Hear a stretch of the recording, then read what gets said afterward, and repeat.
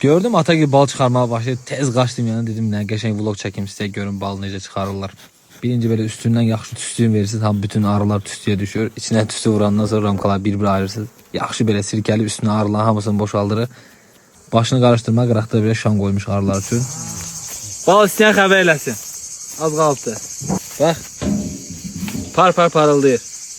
Təmizlənən ramkalar belə kənarda yığılır, üstünü bağlayır ki, arı təkrar üstünə yığılmasın. Bunu ayrılar olmayan, arıların girə bilməyəcək, ayrıca başqa otaqlara gətirir. Belə ramkalarda bu formada gördüyünüz kimi qaynar suya salmış bıçaqla bu arıların mühürlədiyi yuvaların belə üstünü bıçaqla belə sıyırıb açırıq hamısını. Onu ayrıca özü də yeməlidir, çox faydalı olur bu üstünə bağladıqları hissədə.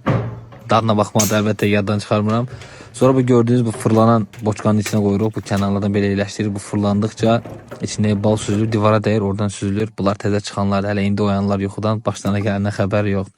Tam bal süzüləndən sonra qoyuruq belə vedrəyə, qaba yerləşdiririk. Bir günümüzdə belə yekunlaşır. Bal istəsəz xəbər eləyin.